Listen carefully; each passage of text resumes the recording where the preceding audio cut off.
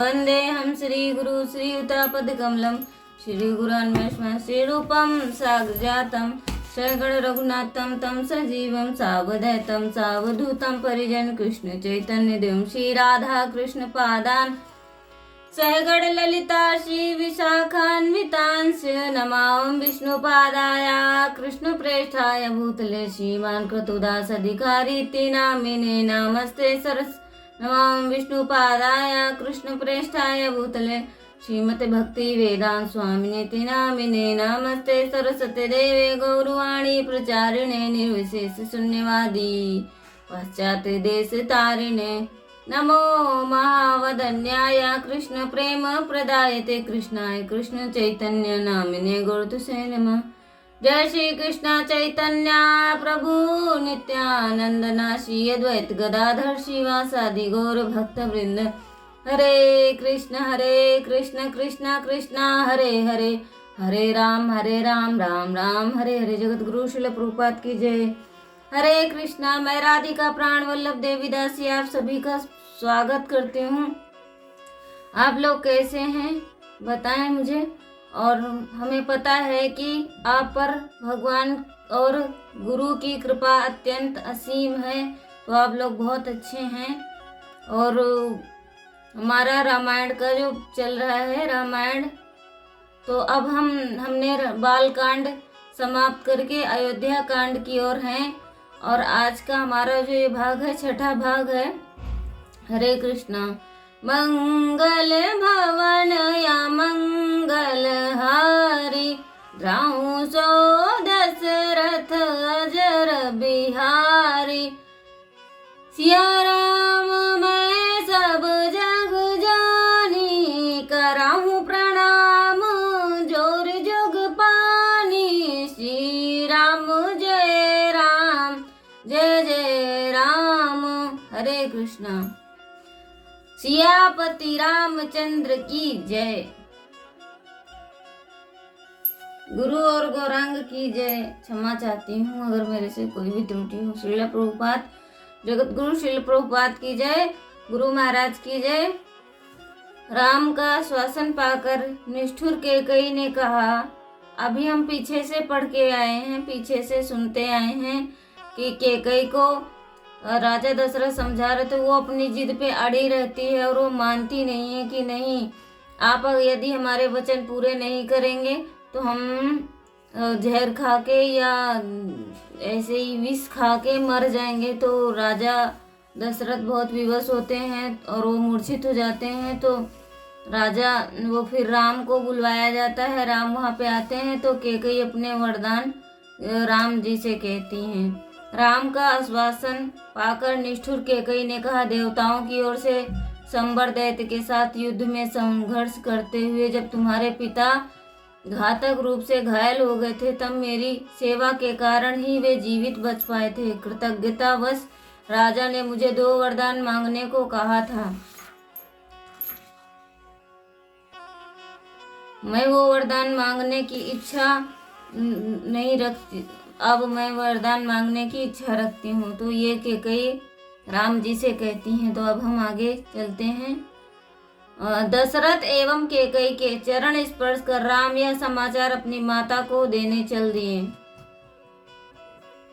तो जब वो उन्होंने अपने वचन बोले तो वो राम ने कहा कि दशरथ एवं कैकेयी के चरण स्पर्श कर राम यह समाचार अपनी माता को देने के लिए चल दिए। लक्ष्मण जो दूर पर उपस्थित समस्त वार्तालाप सुन चुके थे, अपने अग्रज के पीछे चलने लगे। लक्ष्मण अपने क्रोध को अत्यंत कठिनाई से नियंत्रण कर पा रहे थे। जैसे ही दोनों भाई महल छोड़कर जाने लगे, उन्हें उन व्यक्तियों का करुण विलाप सुनाई दिया जिन्हें राम के वन में जाने पर समाचार मिल चुका था। जब इस विलाप का स्वर महाराज दशरथ के कानों में पड़ा, तब लज्जा के कारण उन्होंने अपना चेहरा ढक लिया। मतलब राम के राज में राम की जो प्रजा थी वो बहुत अधिक अत्यंत स्नेह करती थी श्री राम से, प्रभु श्री राम से। तो सब वो रोने लगे।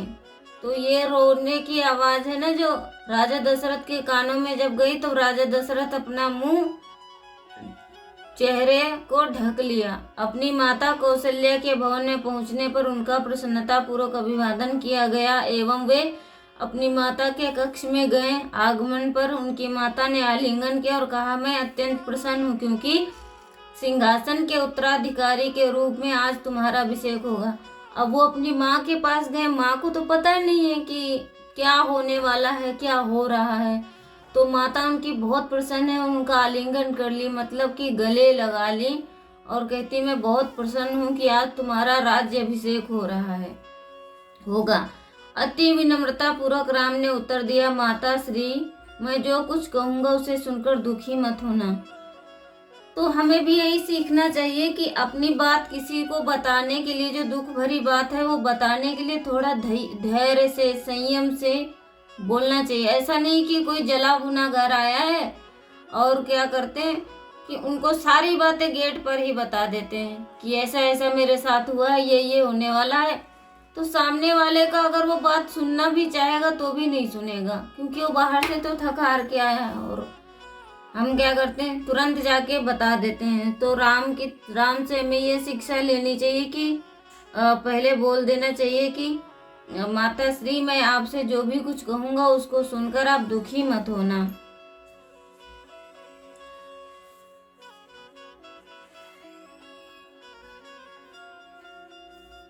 पूर्व में पिता श्री द्वारा माता कैकेयी के 2 वरदान दिए जाने के वचन के कारण राज सिंहासन के उत्तराधिकारी के रूप में भरत का राज्याभिषेक किया जाएगा एवं आज ही मुझे अयोध्या छोड़कर 14 वर्ष के लिए वनवास करना होगा। तो इन्होंने, राम जी ने माता से अपने ये वचन कहे। तो यह सुनते ही कौशल्या मूर्छित होकर गिर गई। माता का तो स्वभाव ही होता है करुणा का सागर होती माता। तो कोई भी हो, अगर उन्हें पता चलेगा, किसी माँ को पता चले कि उनका पुत्र ऐसे ऐसे छोड़ के जाने वाला है, वन में रहने वाला है, और सोचो कि आज ही उनका अभिषेक होना था, और जब पता चले तो कोई भी माता हो वो बेहोश हो जाएगी। तो वो मूर्छित होकर गिर गई। जब राम ने धीरे से कौशल्या को उठाया तो वो फूट फूट कर विलाप करती हुई बोली, मेरे लिए इसे गंभीर विपदा और क्या हो सकती है। इससे तो अच्छा होता कि मैं निसंतान होती। कौशल्या कह रही हैं कि इससे तो अच्छा होता कि मैं निसंतान होती, मुझे कोई संतान ही नहीं होती। मेरे लिए सबसे बड़ा विपदा का समय है। इस विपत्ति की बात सुनते ही मुझे मृत्यु की नहीं आती। तो हर माँ चाहती है कि उसका पुत्र उससे दूर ना हो, उसके पुत्रों को कुछ भी ना हो, चाहे एक पुत्र हो या 4 हो, उसको हर किसी के प्रति समान ही प्रेम होता है। ये नहीं कि एक बड़े से अधिक स्नेह है, छोटे से नहीं, क्योंकि उसने जन्म तो अपनी कोख से चारों को ही दिया है ना। तो ये रहता है। अब मेरी दोनों संतानें अवश्य मेरा तिरस्कार करेंगी, उनका व्यंग सुनकर जीने से मुझे दुगनी पीड़ा होगी। अभी तक लक्ष्मण ने अपने क्रोध को नियंत्रण में रखा था, किंतु और अधिक मौन रहने में असमर्थ लक्ष्मण अकस्मात बोले, हे राम, हमारे पिता वृद्ध एवं चिड़चिड़े हो गए हैं, वासना उन पर हावी हो गई है। तो राम कह रहे हैं उन्होंने अपने गुस्से पर नियंत्रण कर रखा था, लेकिन अब उनका गुस्सा समाप्त हो चुका। तो कहते हैं, हे राम, हमारे पिता वृद्ध होने के कारण बहुत चिड़चिड़े हो गए हैं, उन पर वासना हावी हो गई है, वे दुष्ट कैकेयी के हाथों खिलौना बन गए हैं। हम यह सब चुपचाप क्यों सहन करें। ऐसा पिता, राजा एवं गुरु जो विवेकहीन हो, वे सभी त्याज्य हैं। भ्राता राम, इससे पहले कि भरत के राज्याभिषेक की सूचना सर्वविदित हो, आप तुरंत राज्य का अधिग्रहण कर लीजिए। यदि मंत्रीगण एवं प्रजा आपके राज्याभिषेक का विरोध करते हैं तो आवश्यकता होने पर मैं संपूर्ण अयोध्या का विनाश करने के लिए तैयार हूँ। राम को क्रोध आ गया तो उन्होंने ये वचन कहे, माता श्री, आपको ज्ञात है कि मैं राम का विश्वास पात्र हूँ। वस्तुतः आवश्यकता हो तो राम का राज्याभिषेक करवाने के लिए मैं अज्ञानी दशरथ को रास्ते से हटा दूंगा, किंतु कौशल्या को राज्य से कोई सरोकार नहीं था। उन्हें तो केवल अपने प्रिय पुत्र के वियोग का भय था। तो यहाँ पर कैकेयी को राज्य का लोभ था और कौशल्या को अपने पुत्र वियोग था। तो उनके पुत्र को चाहे राज्य मिलता या ना मिलता, पर उनकी संतान उनसे दूर हो रही है, उनको ये दुख था। तो हर माता को यही दुख होता है कि उनकी संतान उनसे दूर ना हो। जब देखते हैं कि जब गांव से लोग शहर को आते हैं तो उनकी माता ही सबसे ज़्यादा करुण विलाप करती हैं। श्रीमद् भगवद गीता में भगवान कहते हैं कि एक पत्नी होती है, जब उसका पति शरीर छोड़ देता तो ज़्यादा दिन नहीं रोती है, ज़्यादा से ज़्यादा 1 साल तक विलाप करती है, और बहन भी ज़्यादा नहीं, और लोग तो 1-2 दिन ही करुण विलाप रोते धोते हैं, उसके बाद में नहीं। सबसे अधिक कौन रोता है? सबसे अधिक माता रोती है। सबसे अधिक माता को पीड़ा होती है, उतनी पिता को भी नहीं। पिता तो होती है पर वो दिखा नहीं सकता, पर माता का तो हृदय वात्सल्य से भरा हुआ है ना। माता को वात्सल्य ही बनाया गया है। जिस माता के हृदय में वात्सल्य है वो बिना करुण विलाप किए रह ही नहीं सकती। तो माता रुदन कर देती है। अगर बच्चे को जरा सा भी चोट आती है तो माता क्या करती है? माता की आंखों से आंसू आते हैं तुरंत कि हाय राम, ये इन्हें क्यों लगी है, मुझे क्यों नहीं लगी, मेरे बच्चे को कोई कष्ट नहीं होना चाहिए। और अगर बच्चे को कोई कष्ट होता है तो माता उसे देख देख कर इतना दुखी होती है, वो सोचती है कि काश मैं ऐसी हूँ तो अपने बच्चे का ये दुख मैं अपने आप समेट लूँ, मैं अपने बच्चे का ये सब कर दूँ, अपने बच्चे का हमेशा आराम करती है। तो ऐसे ही भगवान है, हमारी रक्षा के लिए इतनी सारी वस्तुएं देते हैं, हम क्या करते हैं? उनका दुरुपयोग करते हैं।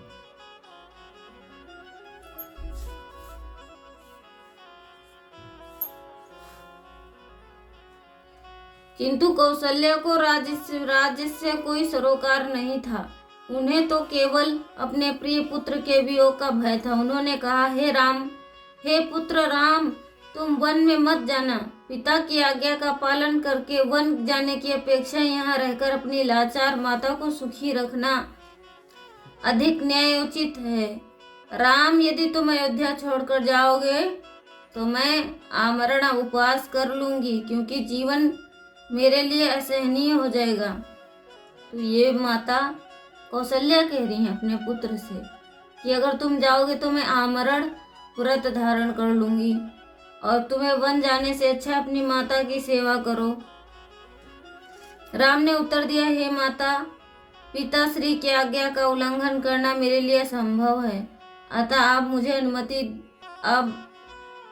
आपको मुझे अनुमति दे देनी चाहिए ताकि मैं तुरंत वन के लिए प्रस्थान कर सकूं। पिता की आज्ञा का उल्लंघन कदापि नहीं करना चाहिए। पिता की आज्ञा का उल्लंघन कभी भी नहीं करना चाहिए। तनिक ध्यान दीजिए, राम कह रहे हैं अपनी माता से, तनिक ध्यान दीजिए कि परशुराम ने अपने पिता जगदम्नि की आज्ञा से अपनी माता रेणुका का शीश विहीन कर दिया।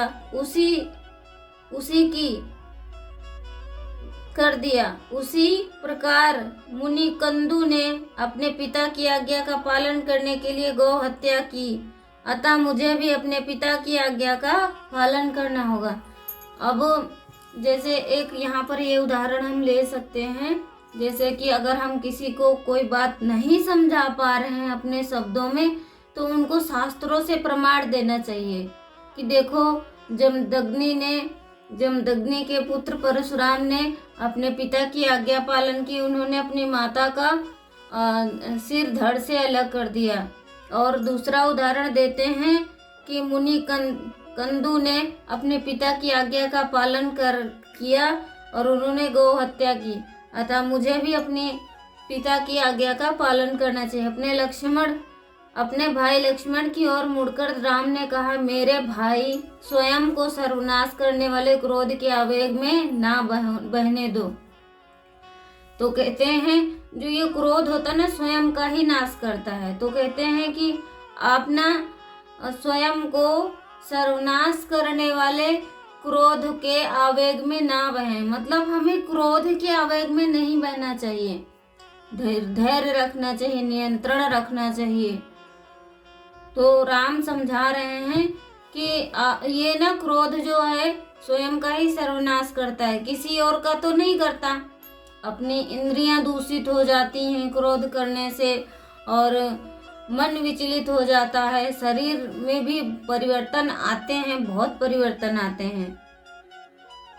तत्पश्चात राम ने कौशल्या से कहा, माता श्री, आप स्वयं को कष्ट ना दें अथवा अपना जीवन समाप्त करने की बात ना करें। मेरे वनवास का समय समाप्त होने पर मैं आपके पास लौट आऊंगा, अतः कृपया मुझे आशीर्वाद दें ताकि मैं अनावश्यक पश्चाताप से मुक्त होकर प्रस्थान कर सकूं। किंतु कौशल्या निराशवश केवल विलाप कर रही थी। तब राम ने दृढ़ होकर अपने अनुज लक्ष्मण से कहा, पिता की आज्ञा के पालन करने की मेरी इच्छा का विरोध करके आप दोनों मेरा दुख वर्धन कर रहे हैं। मैं अपने कर्तव्य का पालन अवश्य करूंगा। तो अपने कर्तव्य का पालन अवश्य करना चाहिए, अपने कर्तव्यों से कभी नहीं भागना चाहिए कि नहीं किसी ने आपके सामने रो दिया तो आपने अपना कर्तव्य छोड़ दिया। ये बहुत बड़ा अपराध है, बहुत बड़ा अपराध लगता है अगर हम अपने कर्तव्यों को छोड़ते हैं।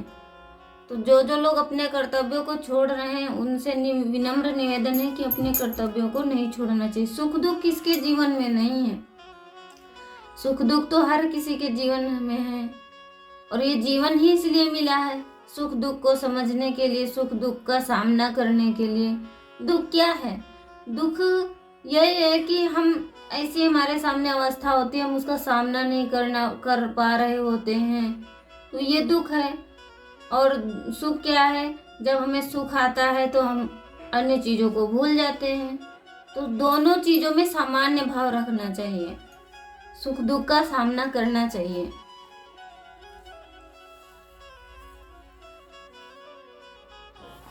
और यहाँ पे भगवान बता रहे हैं कि आप अगर दोनों लोग मुझे रोकेंगे तो मेरे दुख का वर्धन कर रहे हैं, मैं अपने कर्तव्य का पालन अवश्य करूंगा। तब लक्ष्मण को शांत करने के लिए राम ने कहा, मेरे भ्राता भरत का राज्याभिषेक होते ही सभी सामान्य हो जाएंगे, तब तुम सरलता से अपना दुख भूल जाओगे। कैकेयी को दोष ना दो क्योंकि वह तो भाग्य विधाता के हाथों का निमित्त मात्र है। तो जब कोई कुछ कहता है तो उसको दोष नहीं देना चाहिए क्योंकि भाग्य विधाता का यही लेख है कि हर किसी को एक पात्र बनाते हैं, किसी को भी दोषारोपण नहीं करना चाहिए, नहीं करना चाहिए। किसी में भी दोषारोपण देखना ही नहीं चाहिए। क्यों देख रहे हैं? वो तो भाग्य विधाता के हाथों में है, वो जैसा रचेंगे जैसा लिखेंगे वैसा ही होगा। हम क्या करते हैं? बद्ध जीव हैं, बद्ध अवस्था में हैं, तो जरा सा भी किस तनिक बात बिगड़ती है लोग सारा श्रेय उसी को दे देते हैं, सारी चीजें उसी पर थोप देते हैं, कहते हैं कि तुम्हारे कारण ऐसा हुआ है। भाई उनके कारण ऐसा क्यों हो सकता है? नहीं हो सकता ना। तो विधाता लिखता है, जो समझदार व्यक्ति है तो वो विधाता को ही सारा श्रेय देता है। और अज्ञान मनुष्य क्या करता है? खुद को स्वामी मानता है, अहम भाव, मैंपन का भाव आता है।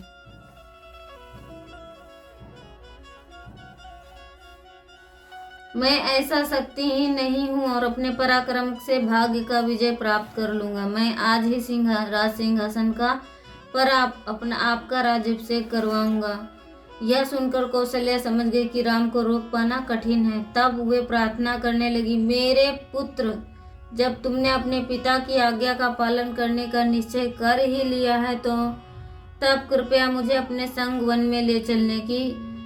में चलने की अनुमति दें। आप कौशल्या को पता लग गया कि राम तो मानने वाले नहीं है, आज्ञाकारी राम है, तो वो क्या कहती हैं कि ठीक है आप मुझे वन में लेके चलें। तो हर कोई माता यही कहेगी, जब बच्चा विदेश जाता है या पढ़ने जाता है तो वो तो उस टाइम तो वो सहन कर लेती कि मेरा बच्चा आगे बढ़ेगा, लेकिन उनको लग रहा है कि वन में कैसे रहेंगे, हमेशा राज्योचित में रहने वाले वो वन में कैसे रहेंगे। अब उनको पता ही नहीं कि वो भगवान है, वो भगवान है। तो कह रहे हैं कि आप मुझे साथ में ले चलो। लेकिन आजकल के कलयुगी बच्चे क्या करते हैं, शादी विवाह होते ही माँ को छोड़ देंगे और पत्नी को लेके चले जाएंगे, वहीं कमाएंगे खाएंगे भोग वृत्ति करेंगे। ऐसा नहीं होना चाहिए। माँ का साथ देना चाहिए, माँ की सेवा करनी चाहिए, माँ के साथ रहना चाहिए और माँ को तीर्थ स्थानों में ले जाना चाहिए।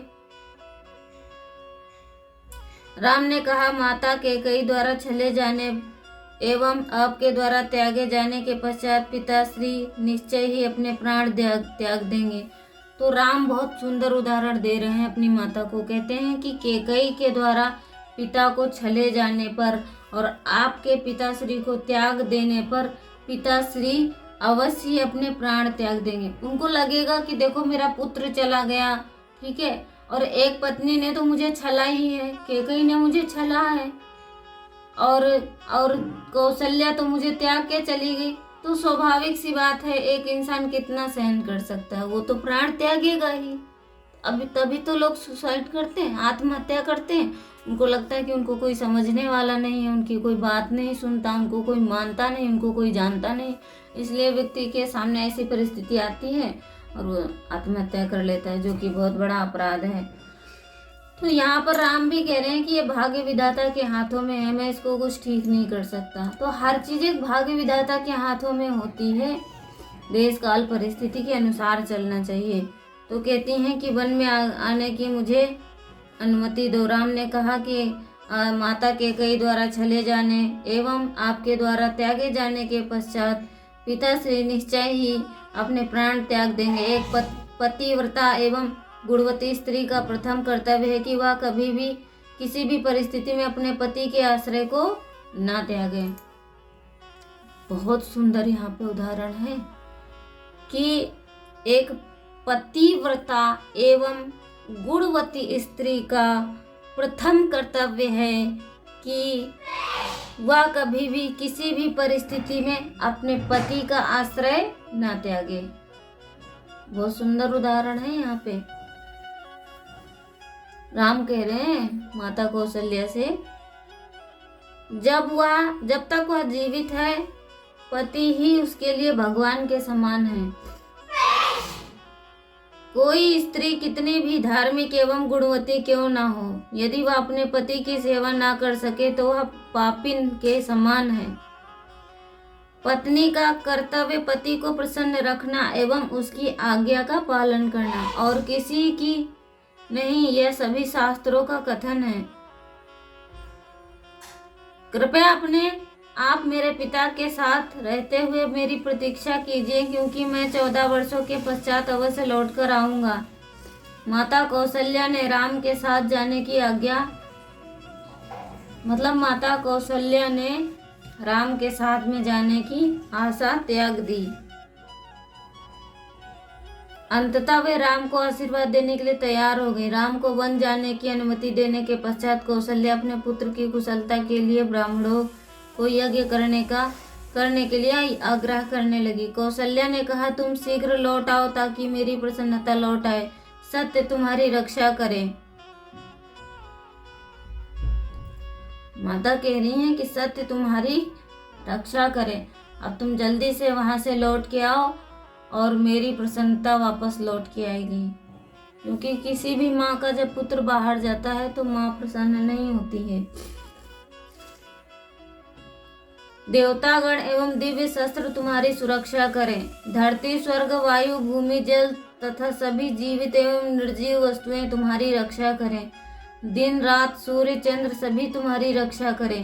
हे राम, तुम सुखी रहो, मेरा आशीर्वाद सदैव तुम्हारे साथ है। तो माता ये भी देखती है कि मेरे पुत्र का किसमें वो सुखी रह सकता है, तो माता वही करती, माता अपनी इच्छाओं को मार लेती है। माता अपनी इच्छाओं को मार लेती है और त्याग देती है। अब वो वैसे माता को कोई समझा नहीं सकता, माता खुद ही खुद को समझा सकती, कोई भी माता को समझा सकता ही नहीं, चाहे कितना भी बड़ा विद्वान ज्ञानी है। जब तक माता अपने आप को नहीं समझा सकती, वो तब तक उसे कोई समझा ही नहीं सकता, कोई नहीं समझा सकता। वो आशीर्वाद देती हैं कि ये सब तुम्हारी रक्षा करें। सीता को राम के वन निष्कासन की कोई सूचना नहीं थी, तो माता सीता को कुछ पता ही नहीं था। दीर्घकाल से वह प्रसन्नता पूर्वक उनकी प्रतीक्षा कर रही थी। अंततः जब राम उनके कक्ष में पहुंचे तब सीता ने देखा कि वे उदास, व्याग्र एवं चिंतित लग रहे थे। उनके संग प्राय आने वाले अनुचर भी उनके साथ नहीं थे। सीता ने पूछा, मेरे प्रिय राम, क्या बात है?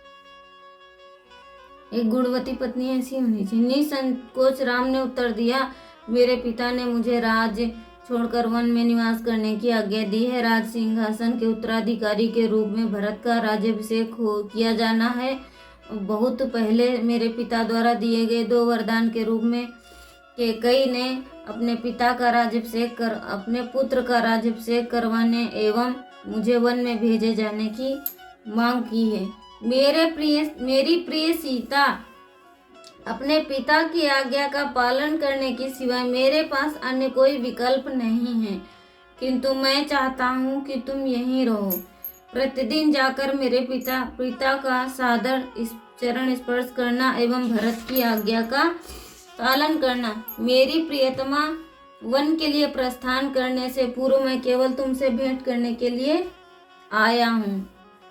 राम की बात सुनकर सीता कुछ रुष्ट हो उठी। प्रेम जनित रोष में उन्होंने उत्तर दिया, हे राम, आप मेरे पति हैं तथा पुरुषोत्तम हैं, यह क्या परामर्श दे रहे हैं?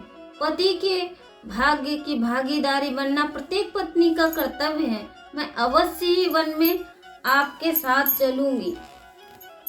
एक पिता, माता, भ्राता, पुत्र एवं पुत्रवधू सभी का अपना अपना स्वतंत्र अस्तित्व होता है, किंतु एक पत्नी को अपने पति का अनुसरण हर परिस्थिति में करना होता है। मैं किसी अन्य की शरण नहीं ग्रहण कर सकती, स्वयं की भी नहीं। मेरे पति ही मेरी एकमात्र शरण है, अतः मैंने आपका अनुसरण करने का निश्चय किया है। मैं आपके पीछे पीछे चलूंगी एवं आपके भोजन करने के पश्चात ही भोजन करूंगी। मैं ऐसा कोई कार्य नहीं करूंगी जिससे आप असंतुष्ट हों। मैं पर्वतों, नदियों एवं झरनों को देखकर हर्ष का अनुभव करूंगी। मुझे कभी थकान की अनुभूति नहीं होगी, क्योंकि मैं आपके संरक्षण में सुरक्षित अनुभव करूंगी। मैं स्वर्ग में भी नहीं जाना चाहती हूँ यदि आप वहाँ नहीं हैं। हे प्रियतम, मैं केवल आपसे ही प्रेम करती हूँ। आपके बिना निश्चय ही मेरा प्राणांत हो जाएगा। उन्हें दुर्बल जानकर राम उन्हें अपने साथ नहीं ले जाना चाहते थे। राम उनको अपने साथ ले ही नहीं जाना चाहते थे, वो दुर्बल जानकर। अतः उनको हतोत्साहित करने के प्रयास में राम ने कहा, हे सुकुमार स्त्री, वन में रहने के लिए बहुत कष्ट सहना पड़ता है। वहाँ विश्राम करने के लिए कोमल शैया नहीं होगी तथा कड़ी धूप, शीत एवं मूसलाधार वर्षा के प्रकोप को सहन करना पड़ेगा। भोजन के लिए वहाँ फल मूल ही प्राप्य हैं। वहाँ शिकार की खोज में विचरण करने वाले वन्य प्राणी का भय सदैव व्याप्त रहता है। इन परिस्थितियों का ध्यान में रखते हुए मैं तुम्हें कदापि अपने संग वन में जाने की अनुमति नहीं दूंगा। राम की स्वीकृति सुनकर सीता अपने प्रभु के वियोग के भय से कांपने लगी। उनके नेत्रों से मोती सदृश आंसू इस प्रकार बहने लगे जैसे कमल के पत्र से जल की बूंदें गिरती। सीता ने कहा, जब तक मैं आपके साथ हूँ, किसी भी प्रकार की असुविधा अथवा भय से मैं प्रभावित नहीं होंगी। हे प्रिय, अपने पति के बिना एक स्त्री जीवित नहीं रह सकती। यदि आप मुझे अपने साथ चलने की अनुमति नहीं देंगे तो मैं विष खाकर, अग्नि में जलकर अथवा जल समाधि लेकर अपने प्राण त्याग दूंगी। मेरे विवाह से पूर्व एक ज्योतिषी ने यह भविष्यवाणी की थी कि मुझे अपने जीवन का कुछ समय वन में व्यतीत करना होगा। अतः मेरे पति देव, मुझे ज्ञात है कि मेरे भाग्य में आपके संग जाना लिखा है। आपके साथ रहते हुए जीवन स्वर्ग की भांति है, जबकि आपके बिना यह नरक के समान है। अतएव आपको मुझे अपने साथ ले जाना होगा। आज की कलयुगी नारी क्या करती है, ये सब आप जानते हैं। अब हम यहाँ पर कुछ भी प्रस्तुत नहीं करेंगे, लेकिन असली पत्नी का धर्म यही है कि वो अपने पति के साथ में हमेशा रहे, हमेशा अपने पति की सेवा करे, और जहाँ पे पति रहता है वहीं रहना चाहिए।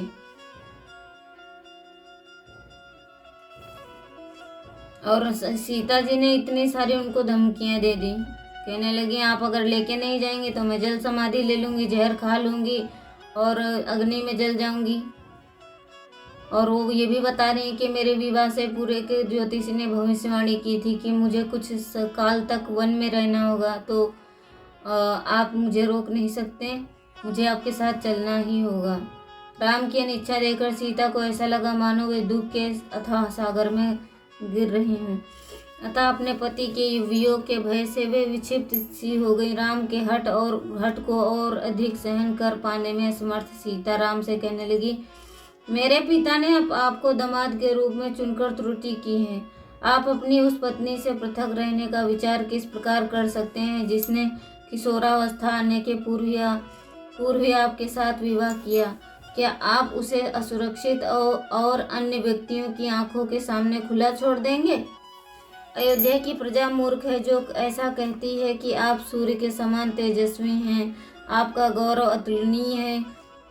आपके वन चले जाने पर मैं यहाँ अकेली नहीं रहूंगी। आप मुझे साथ ले चलें अथवा मैं विष खाकर प्राण त्याग दूंगी। रोते हुए उनका हृदय दुख संतप्त हो गया। ऐसा लगता था कि वे मूर्छित हो जाएंगी। उनकी यह करुण दशा राम के लिए असहनीय थी। उनका हृदय द्रवित होने लगा और उन्होंने अपनी प्रिय सीता को बाहों में ले लिया। तत्पश्चात राम ने उन्हें आश्वस्त किया कि वे अवश्य उन्हें अपने साथ ले जाएंगे। शीला प्रभुपाद समझाते हैं वैदिक सभ्यता में रानियों के द्वारा अपने पति के प्रति किए गए इस प्रकार के समर्पण एवं त्याग के सैकड़ों उदाहरण हैं। भाग्य की देवी सीता माता ने वन में जाकर अपने पति भगवान रामचंद्र का अनुसरण किया। भगवान रामचंद्र अपने पिता महाराज दशरथ की आज्ञा का पालन करने हेतु वन में गए, किंतु यह आज्ञा सीता माता के लिए नहीं थी, किंतु उन्होंने स्वेच्छा से अपने पति के मार्ग का अनुसरण किया। ऐसी रानियां सामान्य जन को ही शिक्षा देती हैं कि कैसे एक सती पत्नी जीवन की प्रत्येक अवस्था में अपने पति का अनुसरण करती हैं। जब पति राजा होते हैं तब वे रानी बनकर उनके साथ बैठती हैं, और जब वे वन जाते हैं तब वे वन जीवन की नाना प्रकार की कठिनाइयों को सहन करते हुए भी वे उनका अनुसरण करती हैं। राम कहने लगे, प्रिय सीता, मैं तुम्हारे वन की वास्तविक स्थिति को नहीं समझ पाने के कारण मैं तुम्हें छोड़कर जाने का प्रयास कर रहा था। जिस प्रकार एक विवेकी व्यक्ति दया भावना का त्याग कभी नहीं कर सकता, उसी प्रकार मैं तुम्हारा त्याग कभी नहीं कर सकता। तो यहाँ पर बहुत अच्छा उदाहरण है कि भगवान राम कह रहे हैं कि जिस प्रकार एक विवेकी व्यक्ति कभी भी दया भावना का त्याग नहीं कर सकता, उसी प्रकार मैं भी तुम्हारा कभी त्याग नहीं कर सकता। हे सीता, यह जानकर कि तुम दुखी हो मैं सुखपूर्वक कैसे रह सकता हूँ। तो अब राम यहाँ अपनी भावना व्यक्त कर रहे हैं। अभी तक सीता अपनी भावना व्यक्त कर रही थी, लेकिन अब राम यहाँ पर अपनी भावना व्यक्त कर रहे हैं कि हे सीता, मैं यह जानकर कि तुम दुखी हो मैं सुखपूर्वक कैसे रह सकता हूँ। अब जाकर आपकी अपनी सभी बहुमूल्य वस्तुएं, जवाहरात, वस्त्र और जो भी कुछ तुम्हारे पास हैं, ब्राह्मणों को दान में दे दो। तब जब सीता प्रसन्नता पूर्वक चलने लगी, तब लक्ष्मण ने जो पास ही खड़े थे आगे आकर राम के चरण कमलों को पकड़ लिया। श्रुपूर्ण नेत्रों से लक्ष्मण ने विनती की, हे राम, कृपया आप भी मुझे अपने साथ वन में चलने की आज्ञा दें। लक्ष्मण को हतोत्साहित करने के विचार से राम ने कहा, मेरे प्रिय भाई, तुम्हें यहीं अयोध्या में रहकर हमारी दोनों माताओं कौशल्या कौशल्या एवं सुमित्रा की सेवा करनी चाहिए। तुम्हारी सुरक्षा के बिना वे निश्चय ही कैकेयी के दुर्व्यवहार का शिकार होंगी। तो देखो, राम को पता था, उन्होंने कहा कि तुम्हारी सुरक्षा के बिना वे दोनों कैकेयी का शिकार होंगे, क्योंकि उन्होंने कैकेयी की हट को देखा था। और यहाँ पर ये देखा जा रहा है कि सांसारिक बातें हो रही हैं। अब राम को ये भी तो पता था कि ये सब विधि का विधान है, पहले से ही तय है कि वहाँ पे क्या करना है और क्या होना है। लेकिन सांसारिक लोगों को समझाने के लिए कि जब जब एक दुष्टा स्त्री होती है तो उसको अन्य स्त्रियों से बचाया जाता है, तो उन्होंने कहा कि आप यहाँ पर सुमित्रा और कौशल्या के साथ में रहे, नहीं तो वे कैकेयी के दुर्व्यवहार की शिकार होंगी। ऐसा सुनकर लक्ष्मण ने कहा, निश्चय ही हमारे भाई भरत सभी का पालन करेंगे, हमें अपनी माताओं की चिंता करने की कोई आवश्यकता नहीं है। हे राम, जब आप वन में भ्रमण करेंगे तब मैं आपके साथ में धनुष लिए आगे चलूंगा, ताकि आप एवं सीता चिंता मुक्त होकर वन में दृश्यावलोकन का आनंद ले सकें। मैं आपके लिए फल मूल लेकर आऊँगा, एवं जब आप सो जाएंगे तब मैं आपका प्रहरी का कार्य करूँगा। अंततः राम असहमत हो गए तथा लक्ष्मण से बोले, तुम आ सकते हो, किंतु उसके पूर्व अपनी माता से आज्ञा प्राप्त कर लो। फिर जाकर महाराज जनक को वरुण द्वारा प्रदत्त 2 शक्तिशाली धनुष, शक्तिशाली तलवारों का एक जोड़ा, अभेद्य कवच एवं 2 अक्षय तरकस ले आओ। वे सभी हथियार लेकर तथा वशिष्ठ मुनि को प्रणाम करके यहाँ आओ, तत्पश्चात हम प्रस्थान करेंगे। राम की आज्ञा का पालन करने के पश्चात लक्ष्मण लौट आए। तब राम ने अपनी संपत्ति को दान में देते हुए सभी श्रेष्ठ ब्राह्मणों को निमंत्रण दिया। शीघ्र ही वशिष्ठ के पुत्र सुयोग्य तथा अगस्त्य एवं विश्वामित्र के पुत्र राजमहल में पधारे। उनका यथोचित सत्कार करने के पश्चात राम ने उनके आश्रितों को अपनी अनुपस्थिति में महल की देखरेख करने की आज्ञा दी। तब राम ने अपने कोषाध्यक्ष को अपनी संपूर्ण संपत्ति लाने की आज्ञा दी। शीघ्र ही वस्त्र, रथ, पशु सहित स्वर्ण एवं आभूषणों जैसी बहुमूल्य वस्तुओं का अंबार लग गया। इस प्रकार राम अपनी समस्त धन संपत्ति वितरित करने लगे। अयोध्या के निकट स्थित वन में त्रिजट नामक एक ब्राह्मण रहता था। उस अपनी अतिशय निर्धनता के कारण वह दुर्बल हो चला। उसकी पत्नी ने उससे विनती की कि वह अयोध्या जाकर राम से कुछ दान लेकर आए। अतः ब्राह्मण तैयार हुआ और जब वह राम अपनी संपत्ति दान कर रहे थे उसी समय वहां पहुंचा। जब उस ब्राह्मण ने कहा राम के पास जाकर अपनी निर्धनता का वर्णन किया, तब राम ने परिहास करते हुए कहा, यह छड़ी लो और इसे जहां तक फेंक सकते हो फेंक दो। जितनी गायों को यह छड़ी पार कर जाएगी वे सब मैं तुम्हें दान में दे दूंगा। उस ब्राह्मण ने कमर कस ली और उत्तेजना पूर्वक वह छड़ी वायु में फेंकी। आश्चर्यजनक रूप से उसकी छड़ी वायु में मंडराते हुए सरयू को पार करके नदी के तट पर ही चर रही सहस्त्र गायों के झुंड के परे जा गिरी। राम ने उस ब्राह्मण का आलिंगन कर लिया और कहा, मेरे परिहास से अपमानित ना होना, मैं तो केवल तुम्हारे ब्राह्मण परिक्रम का प्रदर्शन देखना चाहता था। तत्पश्चात राम ने अपनी समस्त संपत्ति दान कर दी। उन्होंने सुनिश्चित किया कि कोई भी ब्राह्मण संबंधी, आश्रित एवं भिखारी उस दिन दान प्राप्त करने से वंचित न रहे। राम, सीता एवं लक्ष्मण तब पैदल चलकर अयोध्या की गलियों से होकर महाराज दशरथ के महल की ओर चल दिए। नागरिक राम को इस प्रकार जाते हुए देखने लगी। सभी 7 मंजिले भवन से देखता तो कोई गली के जन समूह से सभी शोक से व्याकुल थे। वे विलाप करते हुए, हाय यह कैसा दुर्भाग्य है जो सीता पहले कभी जनसाधारण के समक्ष न आई, आज उन्हें साधारण जनता भी देख रही है। हम सभी परिवार सहित राम के साथ चले जाएंगे ताकि यह अयोध्या निर्जन वन के समान हो जाए एवं वन नगर के समान लोगों से भर जाए। तो यहाँ पर एक उदाहरण ये देख सकते हैं कि जो जनता थी वो क्या कह रही थी कि हाय हाय क्या दुर्भाग्य है, सीता को हमने कभी नहीं देखा और देखो आज जन समूह हम सभी लोग उनको देख रहे हैं। तो पहले क्या होता था कि जो माताएं होती थी वो घूंघट में रहती थी, घूंघट में इसलिए रहती थी कि कोई भी पर पुरुष की दृष्टि उन पर ना पड़े और उनकी दृष्टि कोई पर पुरुष पर ना पड़े, इसलिए घूंघट की प्रथा थी। लेकिन आज के समय में क्या देखा जाता है, घूंघट को तो लोग एक अभिशाप मानते हैं और ऐसे ही खुले सिर ऐसे ही घूमती रहती हैं, उनको सभी लोग देखते हैं। इसलिए स्त्रियों में इतनी पवित्रता नहीं रही है, इसलिए स्त्रियों में इतनी पवित्रता नहीं रही है।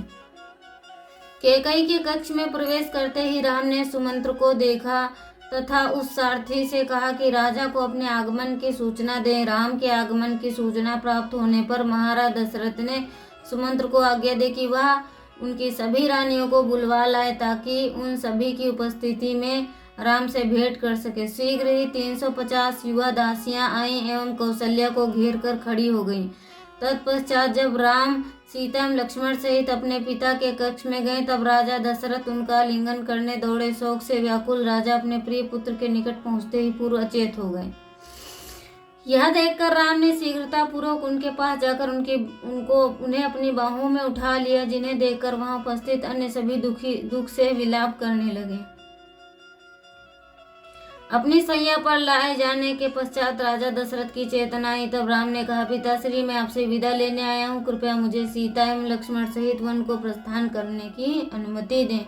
महाराज दशरथ विनती करने लगे, राम, मेरा सुझाव मानो, मुझे बंदी बनाकर बलपूर्वक यह राज सिंहासन ले लो, तुम्हें कोई नहीं रोक सकता।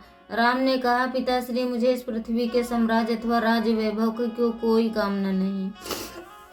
तब महाराज दशरथ ने कहा, तुम मेरे आशीर्वाद लेकर जाओ, किंतु केवल एक दिन के लिए ठहर जाओ ताकि मैं जी भर के तुम्हें देखने का अवसर पा सकूं। किंतु राम ने कहा, मुझे शीघ्र प्रस्थान करना होगा, आपके वचन को पूर्ण करने में मेरा कर्तव्य है। साथ ही साथ माता कैकेयी की आज्ञा का भी पालन करना है, मुझे तुरंत वन के लिए प्रस्थान करना होगा। तब महाराज दशरथ ने राम का आलिंगन किया तथा वे पुनः अचेत होकर गिर गए। सुमंत्र की करुण विलाप करते हुए भूमि पर गिर पड़े। कैकेयी के अतिरिक्त सभी उच्च स्वर से विलाप कर रहे थे। सुमंत्र का राज परिवार अत्यंत घनिष्ठ संबंध था, अतः इस आपदा के कारण अन्यों की अपेक्षा अधिक दुखी थे। अकस्मात सुमंत्र कैकेयी के पास जाकर उनकी भर्त्सना करने लगे। अरे नीच स्त्री, राम को दूर भेजकर तुम स्वयं अपने पति की मृत्यु का कारण बनोगी। तुम्हारे स्वार्थपूर्ण मांग से ज्येष्ठ पुत्र को राज्य सौंपे जाने के धार्मिक सिद्धांत का उल्लंघन होता है। तुम्हें अपने कुकर्मों का दुष्परिणाम भोगना होगा, क्योंकि राम के चले जाने पर सभी ब्राह्मण उनका ही अनुसरण करेंगे। इस प्रकार से तुम्हारे राज्य से सभी और अमंगल हो जाएगा। मैं तुम्हारे लिए लाभ के लिए एक कथा सुनाता हूँ। एक बार तुम्हारे पिता कैकेयी ने एक ऋषि से यह वरदान प्राप्त किया कि वे सभी भाषाओं को समझ सकें। प्राणियों की भाषा को भी किसी वरदान देते समय ऋषि ने एक शर्त रखी, यदि कैकेयी प्राणियों की भाषा सुनकर उनका अर्थ बताएंगे तो उसी समय उनकी मृत्यु हो जाएगी।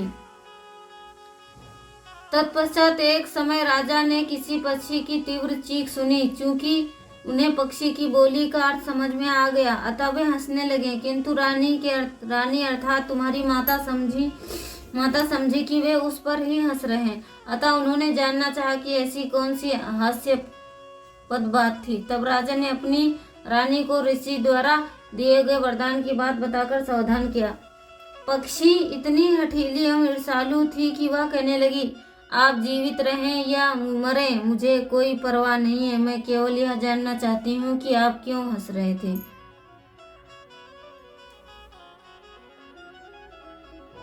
किंतु मूर्ख रानी इतनी हठीली थी, वो ईर्ष्यालु थी। वह कहने लगी कि आप जीवित रहें या मरे, मुझे कोई परवाह नहीं। मुझे यह जानना चाहती हूँ कि आप हंसे क्यों। विवश राजा ने उस ऋषि के पास पहुंचे जिन्होंने उन्हें यह वरदान दिया कि राजा ने ऋषि को अपनी स्थिति से अवगत करवाया। ऋषि ने उन्हें परामर्श दिया कि वे पक्षी की भाषा का रहस्य न खोले एवं अपनी पत्नी को ऐसी धृष्टता करने के लिए डांटें। ऋषि की बातें को गंभीरता पूर्वक लेते हुए महाराज कैकेयी ने साहस जुटाकर अपनी पत्नी को कठोरता पूर्वक डांटा और तब वे सुख पूर्वक रहने लगे। के कई तुम भी उसी प्रकार से अपने पति के संग धृष्टता कर रही हो। अपना दोष स्वीकार करो एवं इस निष्कृष्ट योजना को त्याग दो। किंतु केकई पर इस उपदेश का तनिक भी प्रभाव न पड़ा। तब राम ने राज्य के निष्कासन की घटना से अवश्यंभावी समझकर राजा दशरथ को सुमंत्र की आज्ञा दी, जाकर अक्षणी सेना तैयार करो एवं व्यापारियों, शिकारियों तथा राजकीय कोषाध्यक्ष की व्यवस्था करो, ताकि वे राम के साथ जा सकें। यद्यपि वे वन में रहेंगे, किंतु मेरे प्रिय पुत्र को सुख एवं आनंद की अवस्थाओं का अभाव तो नहीं होगा। यह सुनकर कैकेयी को भय हुआ। यदि राज्याभिषेक से पूर्व ही राज्य में इन वस्तुओं का अभाव हो जाए तो भरत ऐसे राज्य को स्वीकार नहीं करेगा।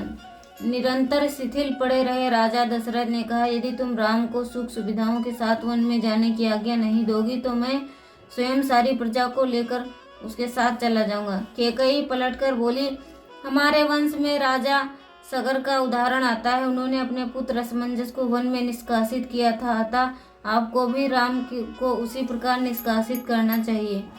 यह सुनकर महामंत्री सिद्धार्थ ने टिप्पणी की, असमंजस को तो नन्हे शिशुओं को यमुना नदी में डुबो देने के में आनंद आता था। तब प्रजा ने राजा सगर से उनकी शिकायत की थी, तब उन्होंने अपने क्रूर पुत्र को राज्य से निष्कासित कर दिया। आपकी तुलना कैसे मान्य हो सकती है? राम का क्या दोष है? राम ने हस्तक्षेप किया, मेरे प्रिय पिताश्री उदास ना हो। मुझे जो राजकीय सुविधाएं आप देना चाहते हैं उसकी कोई आवश्यकता नहीं है। कैकेयी की दासियों को तुरंत मेरे लिए वृक्ष की छाल लाने दें ताकि मैं वनवास के लिए उचित वस्त्र धारण कर सकूं। यह आग्रह सुनकर निर्लज्ज कैकेयी स्वयं जाकर वृक्ष की छाल से निर्मित वस्त्र ले आई तथा राम से उसे धारण करने के लिए कहा। राम एवं लक्ष्मण ने आज्ञा का पालन करते हुए अपने सभी राजोचित वस्त्र उतारकर कैकेयी द्वारा दिए गए वस्त्रों को धारण किया। हरे कृष्णा। तो अब इसका अगला पार्ट कल आएगा और बहुत बहुत धन्यवाद मुझे सुनने के लिए। अब इसके आगे हम सुनेंगे कि राम वन में प्रस्थान करेंगे। अभी तो तैयारी कर रहे हैं। तो कैकेयी कितनी दुष्ट स्त्री थी, उसको बिल्कुल भी लज्जा नहीं हुई जब राम ने कहा कि मुझे ये कोई चीज़ नहीं चाहिए तो और मेरे लिए ना छाल के वस्त्रों का प्रबंध कर दो, दासियों से कहो। तो इतनी निर्लज्ज कैकेयी थी, उसने क्या किया कि खुद ही वस्त्र लेने चली गई और खुद लेकर आई। तो कुछ दुष्ट लोग ऐसे होते हैं जीवन में, वो हमारे जीवन को नरक बनाना चाहते हैं। तो हमें क्या करना चाहिए? गुरु और कृष्ण की शरण में रहना चाहिए, तो हमारे जीवन को कोई नरक बना ही नहीं सकता। कुछ दुष्ट लोग ऐसे होते हैं, अपनी जिद पे अड़े ही रहते हैं, मानते ही नहीं है। नहीं करना उनको, ये काम नहीं करना तो नहीं करना।